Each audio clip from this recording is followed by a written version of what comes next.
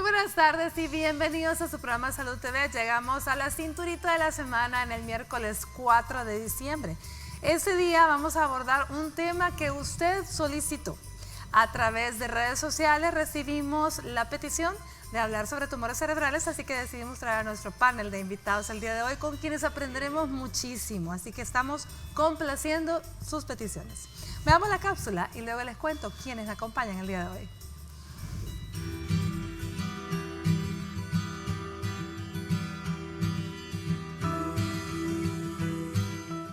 Un tumor cerebral es un crecimiento de células anormales en el tejido del cerebro. Estos pueden ser benignos o malignos. Algunos son primarios, es decir, que comienzan en el cerebro, mientras que otros comienzan en alguna otra parte del cuerpo y llegan al cerebro. Un factor de riesgo es todo aquello que está vinculado a su probabilidad de padecer una enfermedad, como un tumor de encéfalo o la médula espinal. Los diferentes tipos de cáncer tienen diferentes factores de riesgos. Algunos de ellos son como el fumar, que se puede cambiar. Otros como su edad o sus antecedentes familiares, que no se pueden cambiar. Aunque la mayoría de estos no están vinculados, algunos pueden aumentar el riesgo de desarrollar un tumor cerebral, como por ejemplo la edad y el sexo, ya que es más común en los hombres. Los pacientes que hayan tenido radioterapia en la zona de la cabeza tienen un riesgo ligeramente mayor de desarrollar un tumor cerebral en el futuro. Si quieres conocer más sobre los tumores cerebrales, quédate en sintonía de Salud TV y nuestros invitados abordarán el tema.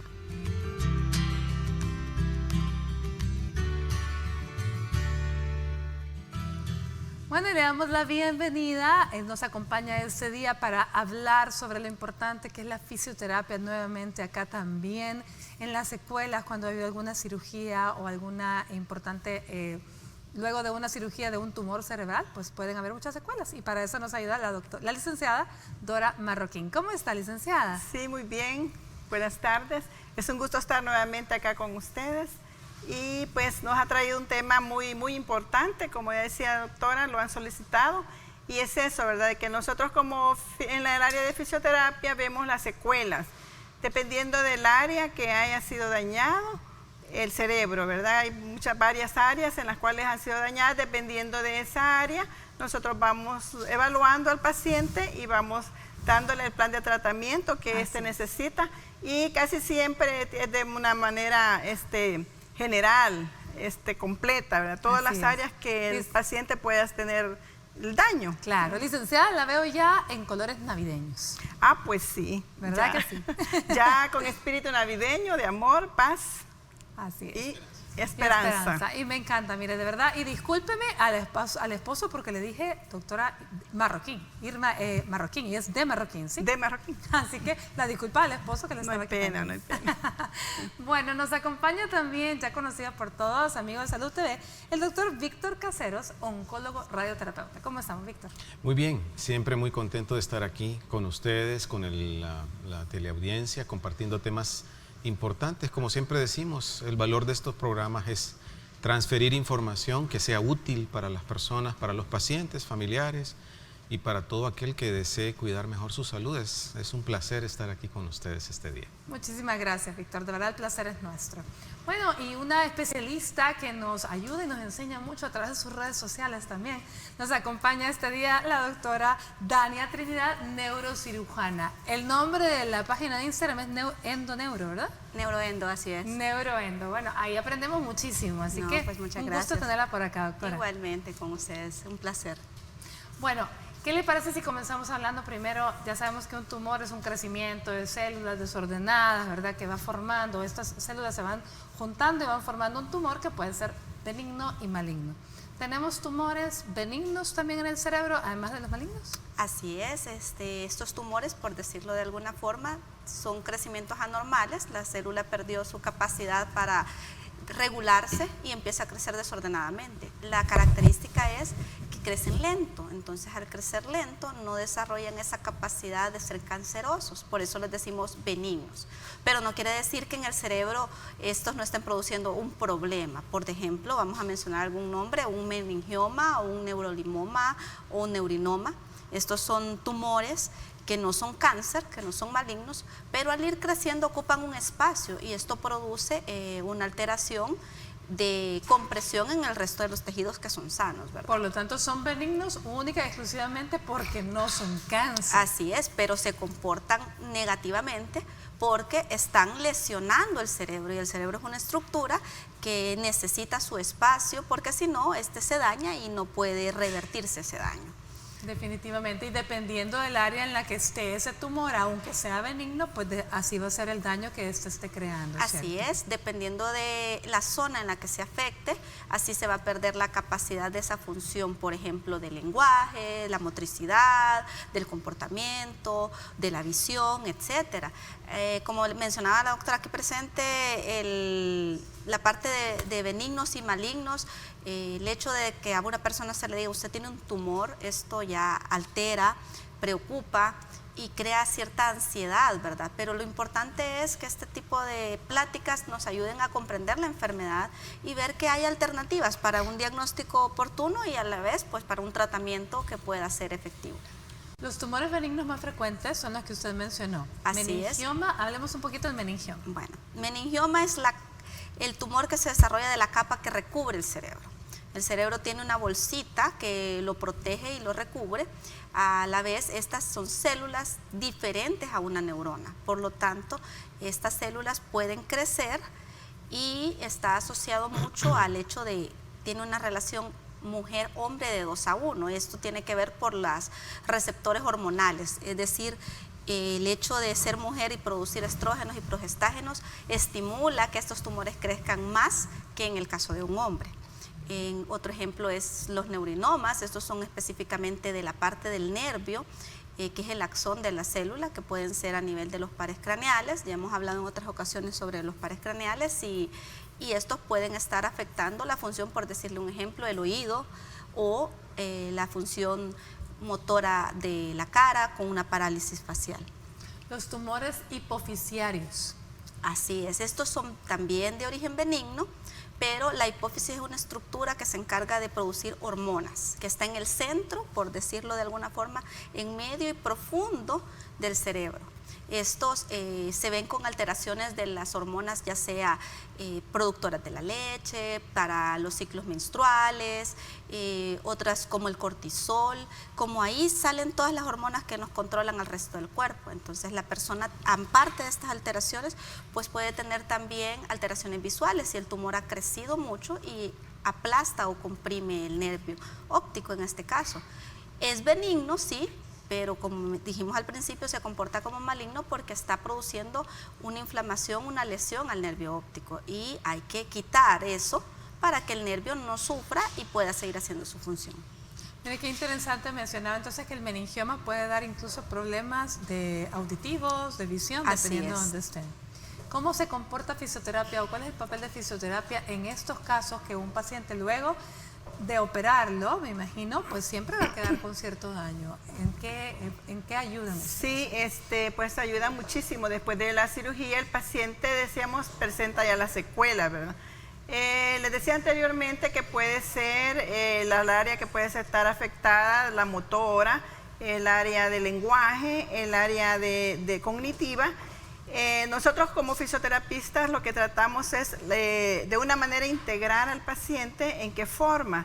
Se trata porque trae diferentes patologías, como por ejemplo un tumor cerebral puede dar una hemiplegia. ¿Qué es una hemiplegia? La mitad del cuerpo paralizado. Pueda que se realice marcha o pueda que no, pero en ese momento nosotros evaluamos al paciente, especialmente puede ser en cama. ¿Por qué? Porque ahí llegamos a ver qué movilidad tiene el paciente, cómo está, si mueve los miembros superiores, los inferiores. Puede dar también una paraplegia, una cuadriplegia, dependiendo del daño. Cuando es cognitivo, también el paciente puede no reconocer ni siquiera lo corporal, ¿verdad? Entonces, yo ya he tenido pacientes después de una cirugía que empezamos a enseñarles cómo se llama, dónde tiene la nariz, todo lo corporal, se toque la cabeza y no lo puede hacer. Entonces nosotros trabajamos tanto en lo que es el aspecto físico, dependiendo de cómo esté, si presenta tono muscular alto, puede presentar una espasticidad, Entonces nosotros después de la evaluación del paciente decimos, este paciente ha perdido la fuerza muscular, limitación en los arcos de movimiento, no se puede mover, empezamos a enseñarles cómo trasladarse de la... Es bien importante, esto quería decirlo antes, la ayuda de la familia. Porque cuando un paciente está encamado, muchas veces ya no es el tumor el que perjudica, sino que el no movilizarlo. Empiezan a salir áreas por áreas de presión, las famosas úlceras por decúbito, empiezan a salir. ¿Por qué? Porque no tienen la enseñanza de cómo darles cambios de posición, que son bien importantes cada 2 o 4 horas. Estos cambios de posición, luego ver que el paciente dentro de la secuela, a veces casi siempre los hemipléjicos no pueden realizar la marcha porque tiene marcha en patch, o sea, el pie queda pie equino, entonces se le cae el pie. Nosotros podemos confeccionar férulas dinámicas o fijas dependiendo del daño que el paciente tenga, ¿verdad? Pues, y trabajamos las 2 áreas, tanto lo que es el área física como el área cognitiva y ocupacional, para que esta secuela que al paciente le ha quedado, nosotros vamos recuperándolo para que sea lo menos independiente posible dentro de ahí llevamos las actividades de la vida diaria. Lo menos dependiente posible de los demás. Menos dependiente de los demás. Porque muchas veces lo que tiene la familia es la sobreprotección. Le enseñan, tal vez el paciente ya hemos logrado que con su mano tome los alimentos y ellos se los dan.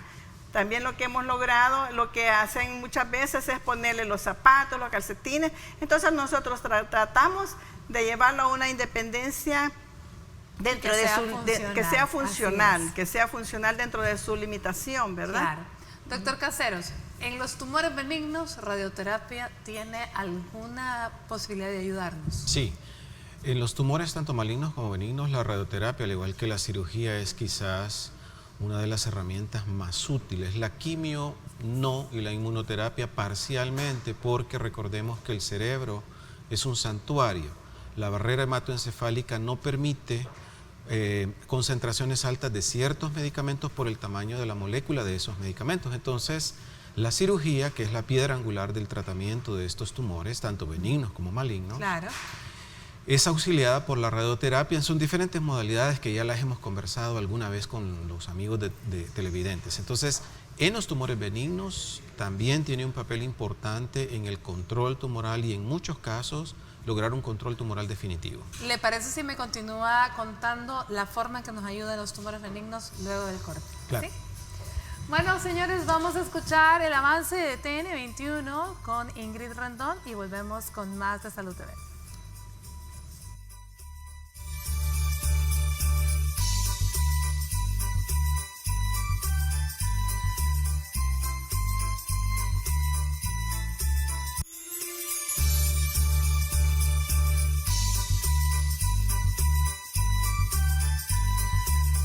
Para mí la Navidad significa una época de amor, una época de paz, una época en la que representa el nacimiento del niño Jesús.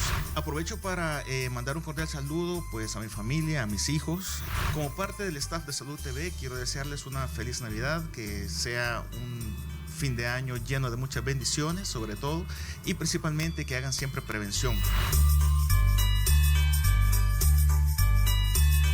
Felices fiestas les desea Canal 21. Tome el control. Salud TV.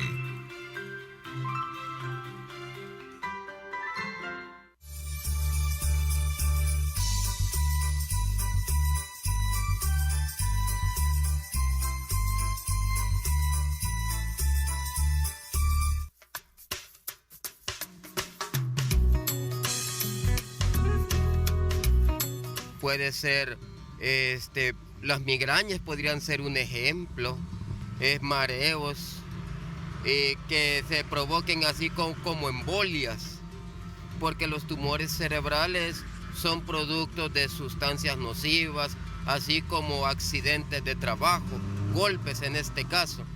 Dolor de cabeza, tal vez movimientos involuntarios, pérdida de memoria o problemas visuales, dependiendo de dónde está el tumor.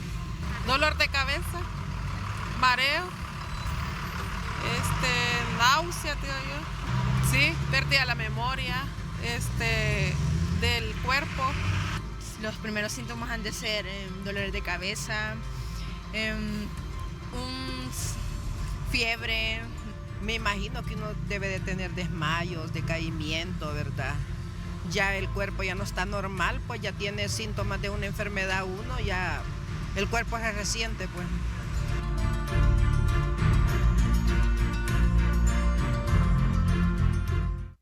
Muchísimas gracias porque siempre responden amablemente a nuestros sondeos en las calles. Bueno, los síntomas, lógicamente, vamos a estar hablando de ellos con nuestros especialistas, pero van a depender del tipo de tumor, del área en la que esté afectada, entre otros. Pero creo yo que clásicamente estamos hablando de, hay algunos que son comunes, ¿verdad, doctora? Así ¿Será es. el dolor de cabeza, los mareos? Bueno, en general, los que tienen un final común, como lo acaban de mencionar, es los dolores de cabeza, que nosotros les decimos cefalea, ya es un poquito más técnico, pero el dolor de cabeza no va asociado a un estrés, sino que el dolor persiste día, noche, no lo quita ningún medicamento, entonces ya esos son signos de alerta, porque cualquier persona puede tener un dolor de cabeza y ser por otra causa. Claro. Alteraciones, como mencionaron, de mareos, náuseas, eso es porque está apretando el cerebro o le está comprimiendo y entonces se aumenta la presión y por eso presenta esos síntomas. Otras alteraciones más evidentes, dependiendo de la zona, es alteración de las habilidades motoras para caminar, para moverse, para hablar. Tal vez sí sabe decir la palabra, pero empieza a trabársele la lengua y eso no lo presentaba. Entonces, también son cosas que van muy asociadas y, por supuesto, las convulsiones, ¿verdad? Son de los síntomas más característicos que pueden presentarse. Muy bien. Bueno, Víctor, nos estabas hablando del papel de la radioterapia en los tumores benignos como marcadores, como que continuemos contando. Sí. Bueno, dando un poco más de datos que podrían ser importantes, además de lo que ya agregó la doctora Trinidad, es a veces hay pérdida de la visión, que puede ser progresiva. A veces el campo visual se reduce o aparecen pequeñas áreas oscuras en el campo visual, lo que siempre es anormal y siempre debe motivar consulta. Pérdida auditiva también, dependiendo de la localización del tumor. Pérdida de la función de algunos de los pares craneales, que son nervios que salen de la base del cráneo, o más bien de la base del cerebro y perforan el cráneo en su base y se distribuyen de manera bilateral, homogénea entre los ojos, la nariz, la boca, la lengua, la sensibilidad y la motricidad de la cara. Este tipo de situaciones también siempre deben alertar. Parálisis facial, sensación de dolor inexplicable en alguna parte de los dientes, de las mejillas, de la cara, y lo que ya mencionaba de la visión y la audición. La radioterapia, como mencionábamos, es parte integral del tratamiento. En muchas de las ocasiones, debido a la complejidad de la resección completa de un tumor, puede ser incluso la única opción que el paciente tiene para poder controlar, al menos por más tiempo, el crecimiento de un tumor, tanto maligno como benigno. En el caso de los adenomas de hipófisis, que ya describió perfectamente la doctora Trinidad, dependiendo si un adenoma es productor o no productor de hormonas, el tratamiento puede cambiar. Se utilizan medicamentos para esos tratamientos, pero a veces lo único que controla por más tiempo, por ejemplo, una hormona del crecimiento que está causando acromegalia o crecimiento de una persona más allá de la talla esperada, es la radioterapia o la radiocirugía también. Que, como lo he dicho en otros programas, la diferencia entre radioterapia y radiocirugía tiene que ver con la dosis que se aplica y la precisión que se aplica a la hora de administrar una sola sesión de radioterapia, lo cual es radiocirugía.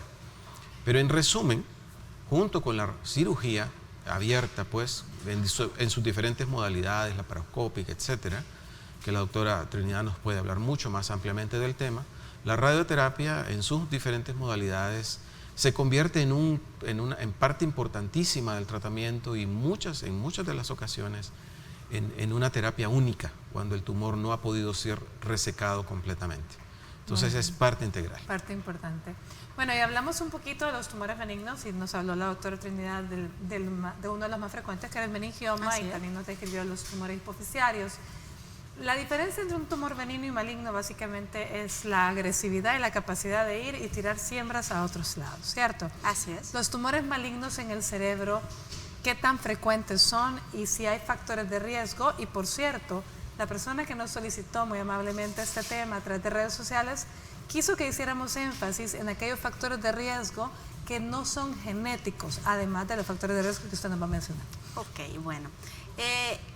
Como mencionábamos, pueden ser benignos, malignos. Los malignos de estos pueden ser de dos tipos. Pueden haber migrado hacia el cerebro, estos son los famosos tumores metastásicos. Puede principalmente ser de mama en el caso de la mujer, ovario, tiroides, son los 3 tumores principales en el caso de una mujer que pueden aparecer en cerebro o cerebelo. En el caso de hombre, más frecuentemente tiroides, pulmón. Por lo tanto, estos nosotros los consideramos como un tumor intracraneal, pero no es primario del cerebro. Es maligno, por supuesto, porque el tumor es cáncer y metastatizó al cerebro. En el caso de los primarios, son los propios de las células cerebrales, de lo que es el cerebro en sí, que pueden ser tipo gliales. Estos tienen una clasificación que son 4, del 1 al 4, y dependiendo de qué número sea, entre mayor es el número, más agresivo es el tumor. Nosotros cuando enfocamos el tratamiento lo vamos orientando a lograr resecar o quitar la mayor parte del tumor, pero preservando la mayor función del paciente.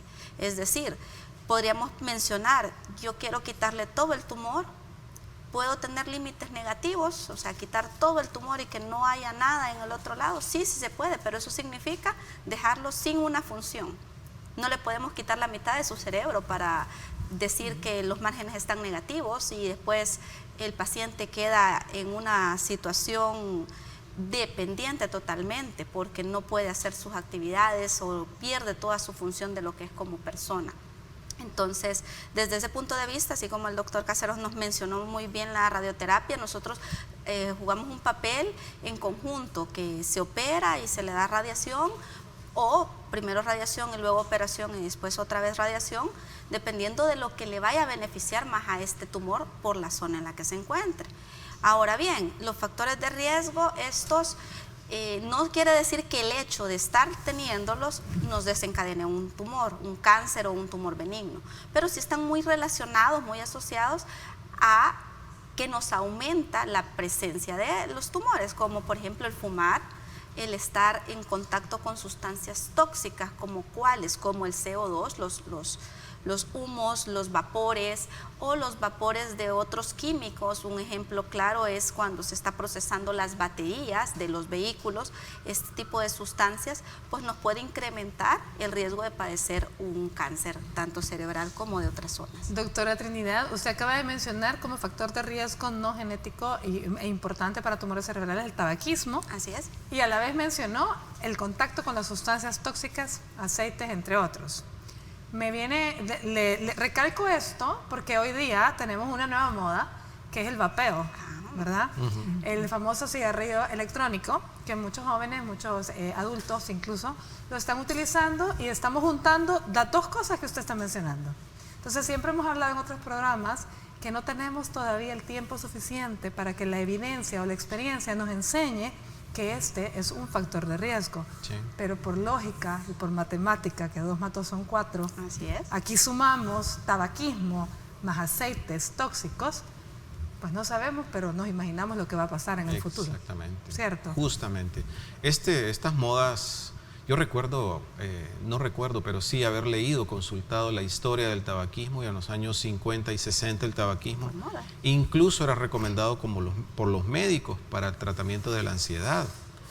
La evidencia, como muy bien dices, demostró que la aspiración de todas estas 40, 60 sustancias cancerosas que tiene el tabaco, que en ese momento no se conocía, han dejado secuelas y han causado muertes a lo largo de décadas. El vaping o el vapeo es exactamente lo mismo. Yo creo que debemos ser muy lógicos, exponernos lo menos posible a sustancias químicas de cualquier fuente. Y si las incorporamos a través del vaping directamente al torrente pulmonar y luego sanguíneo, realmente no es una buena decisión. Exacto. Bueno, vamos a ponerle pausa al tema un momento. Recuerden que estamos conociendo a nuestros especialistas, a todos esos profesionales de la salud que nos acompañan día a día en nuestra sección Perfiles. este día conozcamos un poco a la licenciada Dora Beatriz Urrutia de Sol, nuestra psicóloga, que ya todos la conocemos, la queremos mucho. Veamos.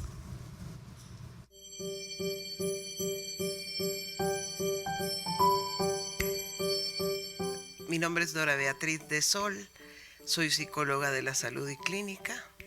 Comencé este largo caminar hace muchos años. Realmente creo que siempre tuve el sueño de convertirme en psicóloga. Siempre me gustó la psicología clínica, aunque fui a dar una gran vuelta estudiando primero el doctorado en medicina, luego me salí por la tangente. En aquel tiempo era la guerra y era difícil con los cierres universitarios y los problemas, que terminé en una tecnología médica en anestesiología. Luego empecé a estudiar posgrados en base a mi carrera, orientados a la familia, a la salud y clínica, fue mi primer posgrado. Y luego continué sacando posgrados y en eso vino mi familia. Y cuando vi a mis hijos, tuve esa motivación aún más fuerte, porque las cosas habían cambiado.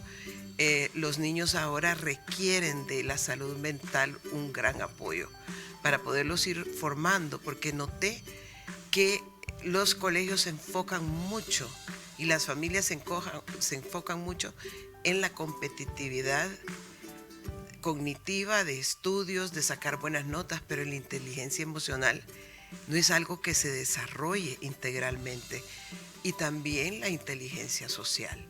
Por eso decidí formarme en psicología. Ahora tengo ya varias certificaciones, varios entrenamientos, como por ejemplo en EMDR, de la cual soy presidenta de la asociación, también de la Asociación Anti-Bullying. También me he formado, me he certificado en Brain Spotting, programación neurolingüística como máster practicante, y soy hipnóloga certificada también ericksoniana. Así es que es algo que me fascina, que nunca voy a terminar de estudiar, y me va a encantar realmente poderle servir al pueblo salvadoreño en general. Por eso me gustan estos programas y los felicito, ¿verdad? Porque creo que damos un mensaje positivo. Estoy a sus órdenes en el 22630823 o el 7852-4477. Me encanta ayudar a las personas y para eso estoy a sus órdenes.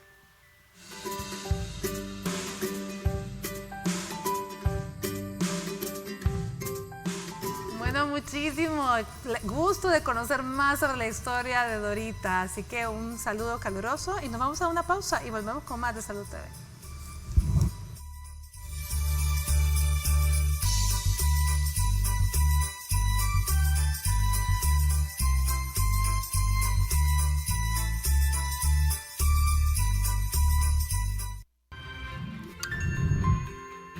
Estás viendo Salud TV.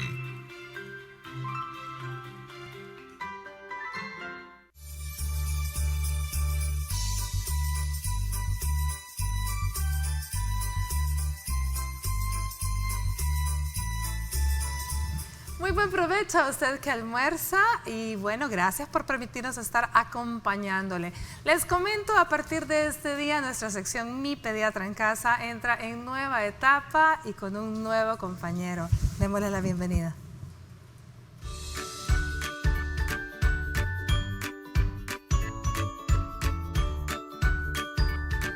Hola amigos de Salud TV, soy Samuel Ramírez, soy médico pediatra y neonatólogo y desde este día estaré acompañándoles en esta nueva etapa de la sección Mi Pediatra en Casa. Este día abordaremos el tema de los cuidados de los niños en esta época fría. Esta época se caracteriza por cambios climáticos muy importantes a los cuales los padres de familia deben prestar mucha atención, puesto que los bajos en la temperatura o los cambios en el clima pueden afectar directamente la salud, en especial de los niños que tienen condiciones que los hacen más vulnerables a presentar diferentes tipos de patología en esta época. ¿Qué debemos hacer o qué debemos vigilar dentro de todos estos cuidados? No exponerlos directamente hacia corrientes de aire, es decir, cuando hay mucho viento, protegerlos adecuadamente, tal vez con una bufanda, un pequeño gorro, para tratar de conservar la temperatura. Los niños, en especial los lactantes, son los más vulnerables a perder temperatura a través del frío. Estos deben permanecer principalmente en casa, evitar las aglomeraciones o las reuniones que se hagan en espacios libres y protegerlos adecuadamente será un factor protector para evitar complicaciones a consecuencia de los cambios de clima derivados en esta época. Parte de las medidas para conservar la temperatura incluye temperar el agua con la que se realiza el baño de los niños, es decir, llevarlos a una temperatura lo suficientemente agradable para no sentir fría el agua. Les aconsejamos a los padres que puedan cubrir adecuadamente a sus hijos, en especial cuando van a tener salidas a espacios libres o donde estén expuestos a corrientes de aire que puedan cambiar la temperatura en forma brusca. Ha sido un gran gusto compartir con ustedes. Soy Samuel Ramírez y estaré de ahora en adelante con ustedes en Mi Pediatra en Casa.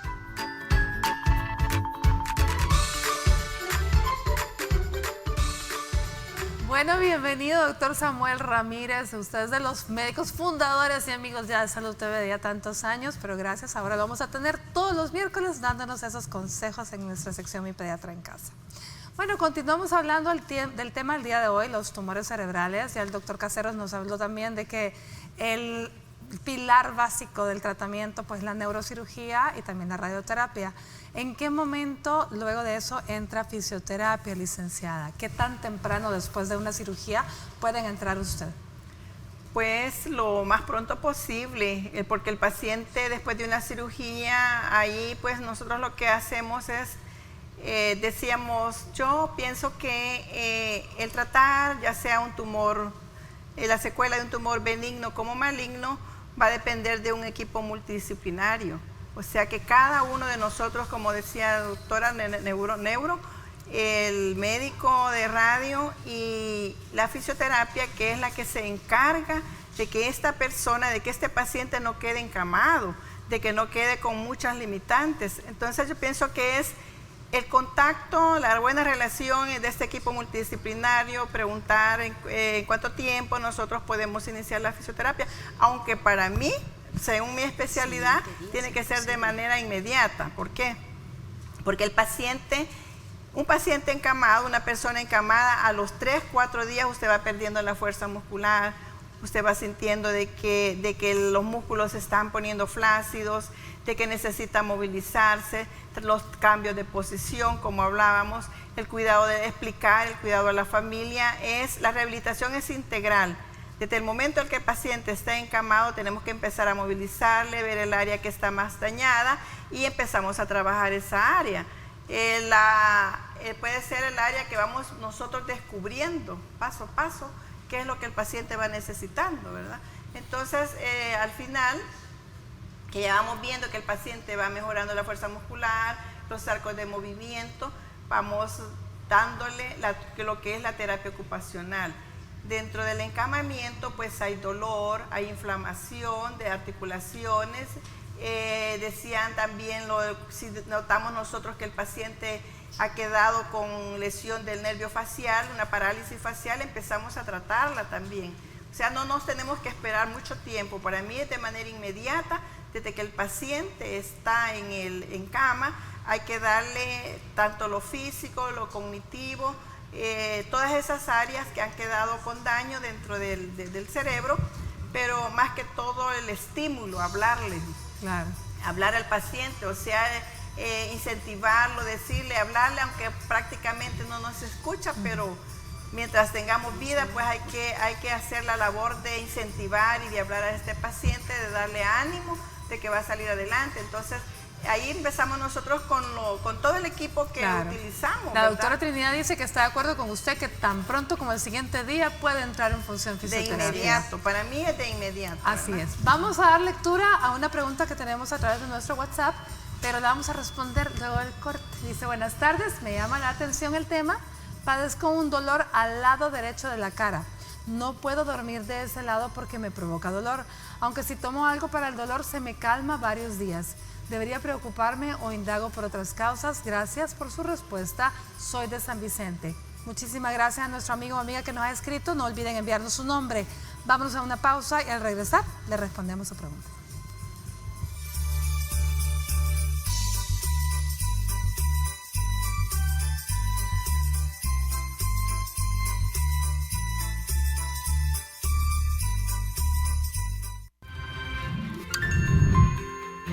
Estás viendo Salud TV.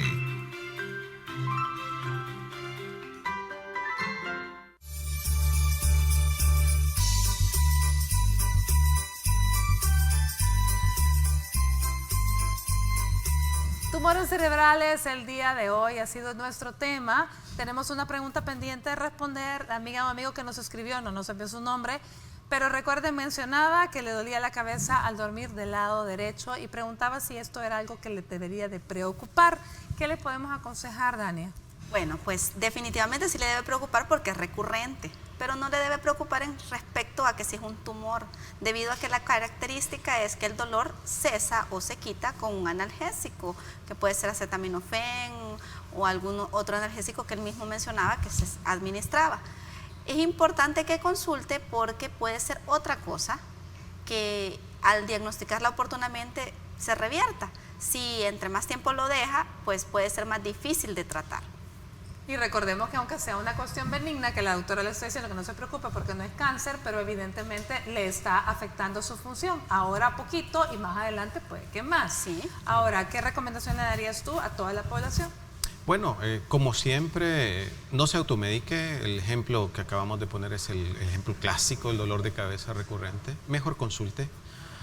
Ante un diagnóstico siempre hay opciones que tomar, siempre siguiendo el buen consejo médico se logran grandes cosas. Así que yo creo que este tema ha sido muy importante.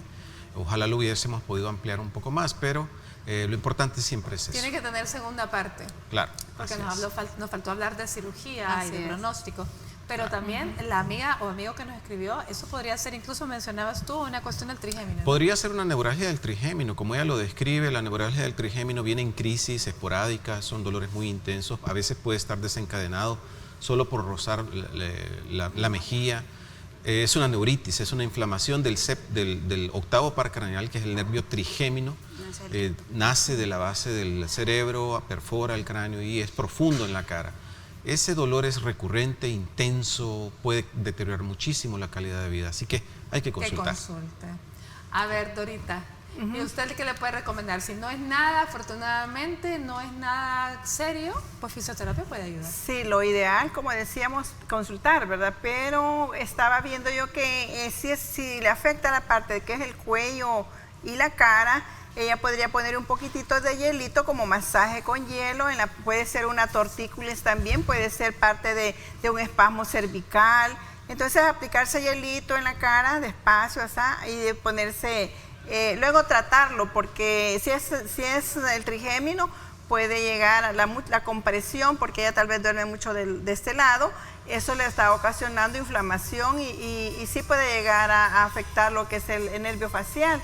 Ahí hielito y consultar, pues todos acá los profesionales estamos a la orden y lo más importante es trabajar en equipo y también llevar a la familia hacia nosotros para dar una mejor indicación para que este paciente salga antes de lo más pronto posible, sea una persona independiente dentro de sus actividades de la vida diaria, ¿verdad? Bueno, muchísimas gracias, licenciada, por habernos acompañado, doctor Casero, doctora Trinidad, como siempre, un placer.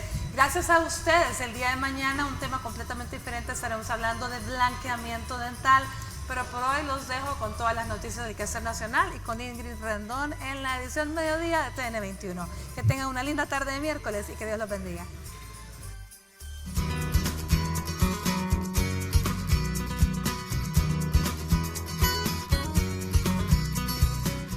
Algunos de los consejos que debe seguir para el cuidado de las personas con tumores cerebrales son los siguientes. En primer lugar, conozca al equipo de atención médica de su ser querido.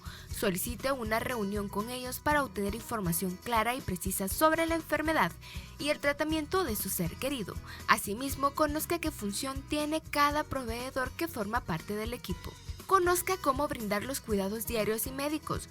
Pida información al equipo de atención médica de su ser querido acerca de las mejores maneras de brindar los cuidados de la vida diaria. Esto puede comprender dar baños, vestir y alimentar. Pregunte también cómo brindar atención en la administración de inyecciones o cuidar heridas. Considere contratar cuidadores profesionales. De ser posible, puede resultar útil contratar a una enfermera para manejar las responsabilidades médicas con las que usted no se siente a gusto. También puede contratar ayuda de cuidado en el hogar, que no sea de índole médica, para ayudar con las tareas de cuidado diarias, como el aseo y la preparación de los alimentos.